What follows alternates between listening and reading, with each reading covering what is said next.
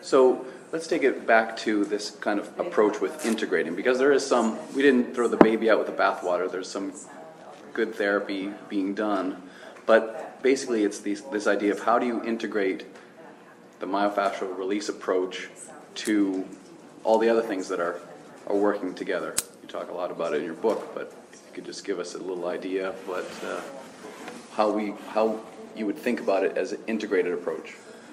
I think it is an added dimension. It's so that, as you say, the various forms of occupational therapy, physical therapy, massage therapy, and certainly we need medicine at times, and certainly we need surgery. But there's a missing link. Many of them are blind alleys. As you know, which you're referring to, I was attacked for years and years and years because I had no research. I said, I don't. I have results. You have research and no results. Take your choice. You know?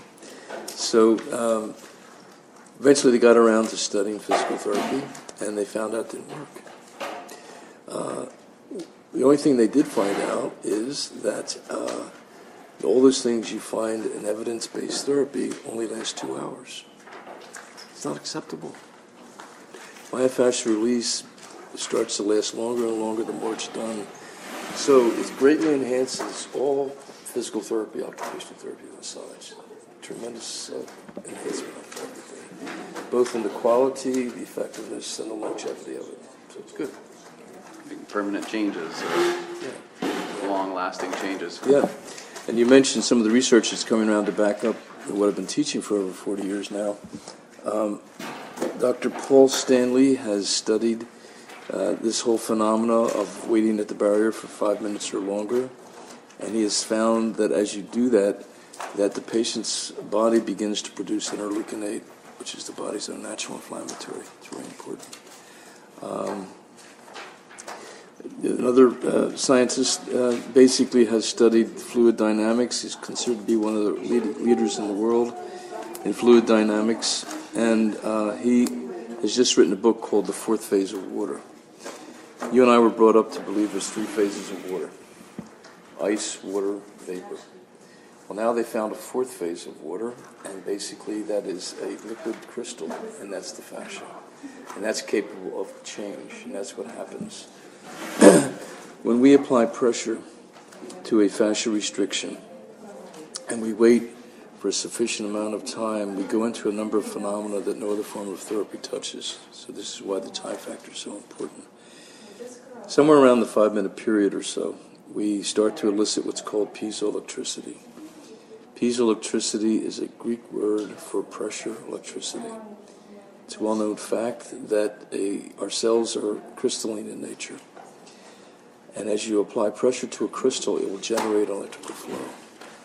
So in our body, it creates a bioelectrical flow. In other words, the mechanical pressure of our hands, whether it's what we call cross-hand release, arm or leg pulls, or we unwind people and we take gravity out of the system, it starts to set up a piezoelectric effect by converting our mechanical pressure into bioelectrical flow. That then moves into and dovetails with a phenomena called mechanotransduction, where our mechanical pressure also is converted into bioelectrical flow. What many of the researchers are now finding is that the fascial system has everything to do, when it's healthy and flexible and fluid, with the proper biochemical balance of the flow of our body, including our hormones. So when the fascia becomes restricted, it gets in the way of the biochemistry of our body too. So the mechanotransduction then starts to move into what's called phase transition. Phase transition is the phenomena where ice transforms into water. So in our body, it's not ice, obviously, but it is the solidification of the ground substance, the fluid part of the fascia, from the trauma and the thwarted inflammatory processes. So again, as we sustain pressure, there's some change in the vibratory rate on the molecular level that allows that which has solidified to start to rehydrate, which means now the tissue can glide again. This horrible pressure, 2,000 pounds restriction pressure, can finally be taken off the pain-sensitive structures that produce our symptoms. That then finally moves into what's called resonance, which is another word for release. And that's when the vibratory rates match identically, and that's when everything starts to soften out.